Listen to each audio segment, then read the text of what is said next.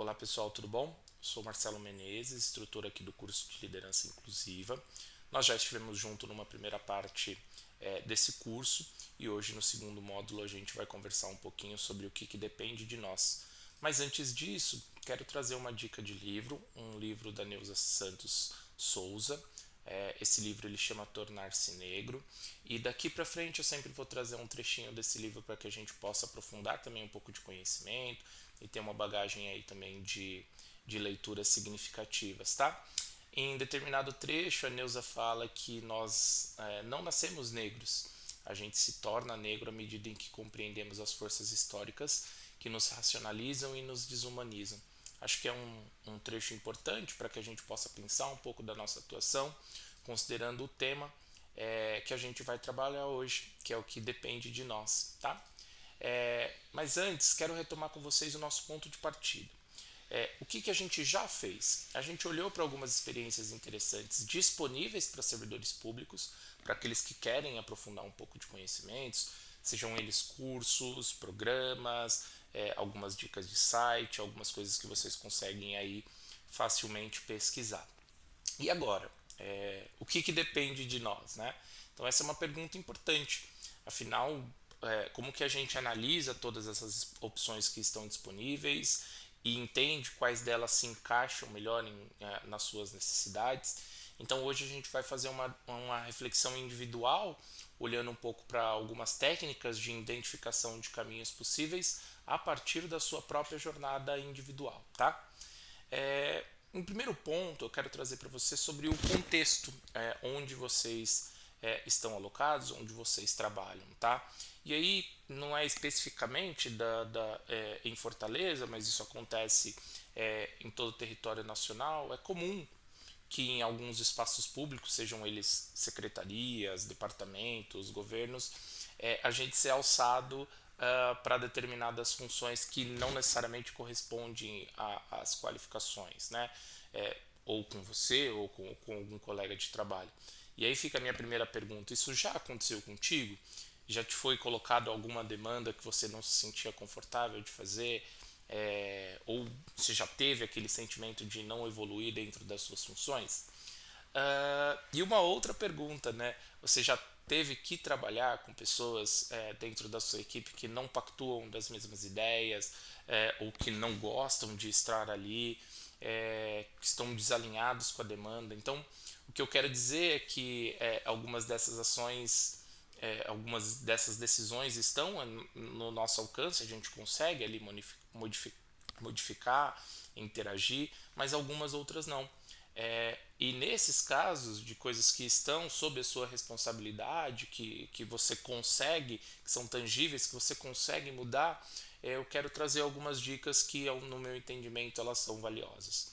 Então, o primeiro passo que eu quero debater com vocês, segundo a McKinsey, né, que é uma consultoria bastante respeitada, existem 10 habilidades que são as principais, que são as principais, mas não são de natureza técnica, tá? Talvez vocês já devem ter ouvido falar de algumas delas, mas essas 10 habilidades elas estão ou estarão presentes nos trabalhos dos próximos anos, tá? Uma primeira dela é a resolução de problemas complexos, ou seja, a capacidade que nós ou nossa equipe tem ali de resolver um determinado problema complexo. E hoje aqui, como a gente tem um tempo curto, eu não vou entrar no mérito do que são problemas complexos, mas imagino que quem trabalha em órgão público sabe que um problema ele não é simples de fácil resolução, ele depende de várias condicionantes. Então talvez isso seja ali um problema complexo e você lide com alguns problemas complexos ao longo do seu dia. Um segundo é o pensamento crítico. Então como que você absorve informações e o que você faz com isso, reflete sobre o que está certo ali, o que não está certo. Então essa é uma segunda habilidade. Criatividade. Então certamente você ou tem dentro da sua equipe, ou já trabalhou com uma pessoa que você olha e fala: nossa, essa pessoa é muito criativa, ela tira algumas ideias que às vezes ninguém havia pensado.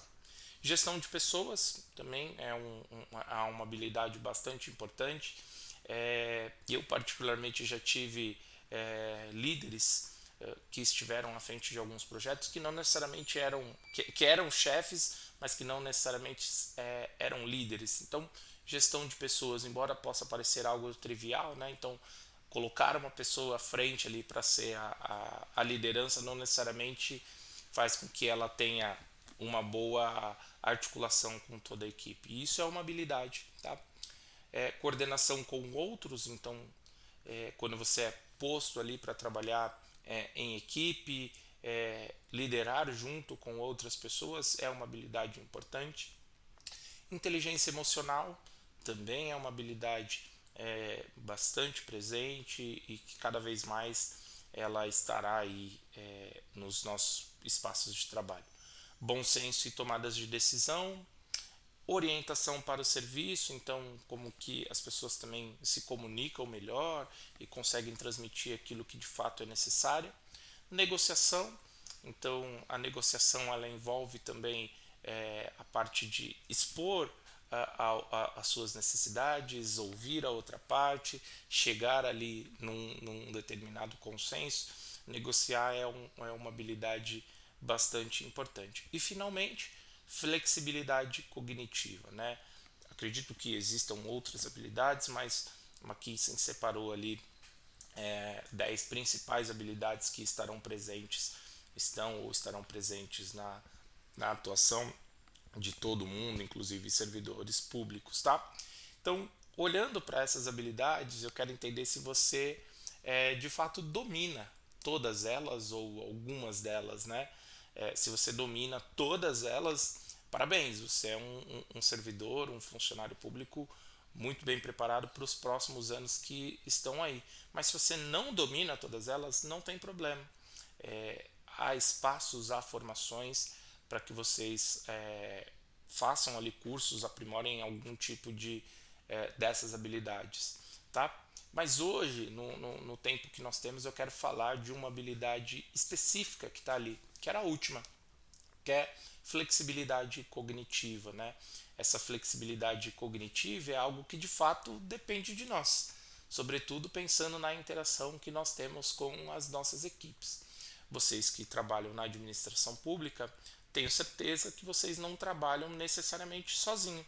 Então, se vocês forem olhar para as suas funções, você tem ali um beneficiário último, que é o cidadão, que é a cidadã, tá? Então, flexibilidade cognitiva é uma habilidade importante que a gente vai debater hoje e que é possível sim a gente treinar. Pensando em flexibilidade cognitiva, né, a gente tem ali algumas ações práticas que a gente pode descrevendo flexibilidade cognitiva. O que seria isso? Então, um primeiro ponto é aceitar perspectivas diferentes, né? Estar disposto a ouvir, considerar opiniões, abordagens que divergem da sua. Um segundo ponto é a prática da empatia cognitiva, é colocar-se no lugar do outro, compreender como ela pensa, como essa pessoa pensa, como ela reage. Estimular o aprendizado contínuo, buscando novos conhecimentos regularmente, como aprender uma nova língua, novas ferramentas, conectando ali com o módulo anterior que a gente tinha trabalhado. Gerenciar emoções em situações de estresse, isso é bastante importante. Reconhecer o impacto das emoções no raciocínio e manter a mente aberta mesmo sob pressão. Então isso é bastante importante. Aí quero trazer para vocês uma pergunta que eu não vou responder, vocês anotem aí no papel, que é uma reflexão individual. Quando você tem ali uma situação que de fato foge do seu controle, que tipo de gatilhos são comuns em vocês, né? Quais são as reações que você gostaria de evitar ou desaprender? Então pense numa situação crítica que você passa dentro da sua função, do seu trabalho, e o que isso o que acontece quando algo foge do seu controle. E aí, que tipo de reações você gostaria de evitar? Então, quando você literalmente esfria a cabeça e fala, nossa, eu não deveria ter feito dessa forma, ou toda vez eu ajo dessa forma e eu vou me policiar para não agir de novo. E aí, quando a gente olha para equipes, é comum a gente ter algumas armadilhas de pensamento quando a gente interage com as nossas equipes. Quem nunca teve dentro do seu trabalho um problema de menor comunicação? Então, aquela pessoa que tenta literalmente ler a sua mente, né? Então, quando vocês estão ali se comunicando, a pessoa, não, eu já sei o que você vai falar, isso daí eu já conheço. Ou aquela pessoa que tem uma desistência, um mau humor, um filtro negativo para tudo, então quando você apresenta algo, ela não consegue ver o lado bom daquela ideia, daquela função, não. Ela só consegue olhar o lado negativo. Um outro é a impulsividade, é pular de fato direto ali para uma conclusão. Então, antes que aquele projeto, aquela ação se desenvolva, a pessoa ela já está pensando lá na frente, já está com vistas num ponto futuro. Então, é bastante impulsiva. Ou uma repetidão equivocada. Essa na administração pública ela é bem comum.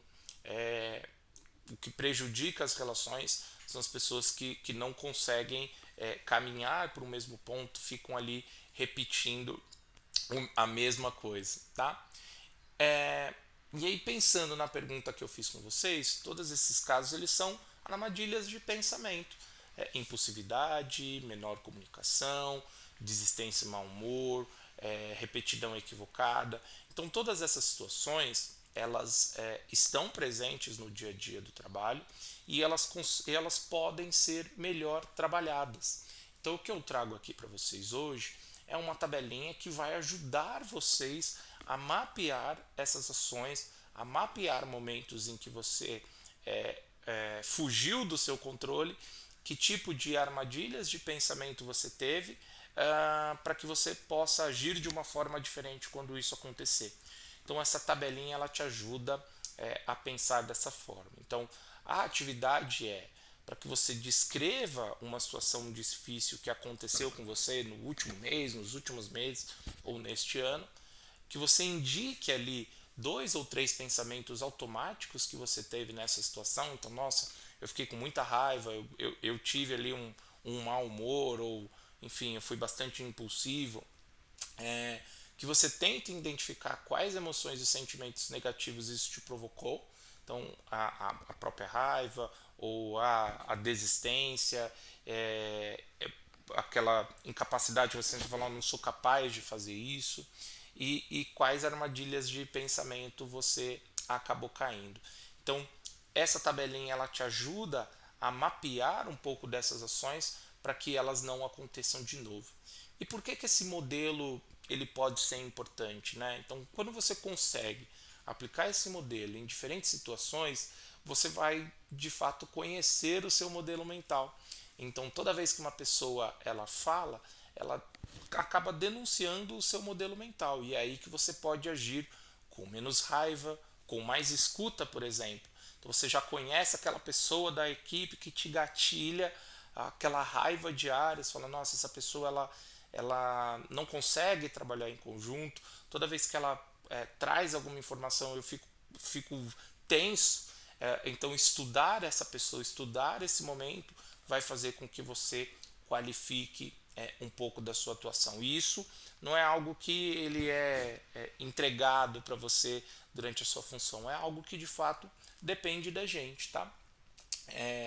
E aí eu te pergunto, quando uma situação dessa acontece, né, qual que é o pensamento que você tem ali automático? Então, quando se trata de alguma outra pessoa, fala, nossa, lá vem essa pessoa de novo, né? Então, de novo eu vou ter que lidar com essa pessoa.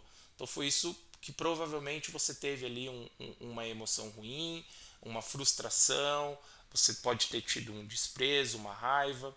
E como que você dá nome para isso? Nomear essa ação ela é bastante importante para que você não caia numa armadilha de pensamento. Então, aquela repetida, não, sabe aquela conclusão? Essa pessoa ela nunca vai me escutar, ou essa pessoa só faz isso porque é comigo, se ele fosse com outra pessoa ela não agiria dessa forma. Pensando nas relações de trabalho, na flexibilidade cognitiva, é bastante importante esse tipo de treinamento. Olhar para isso te faz um pouco mais consciente das suas escolhas, permite com que você não só acolha as pessoas que estão dentro da equipe, mas que você também se treine para essas situações. Então, Isso é algo que de fato depende de nós, está bastante conectado com as ações que a gente pode fazer dentro da administração pública, e nos próximos módulos a gente vai trabalhar um pouco mais dessas ferramentas, tá bom? Obrigado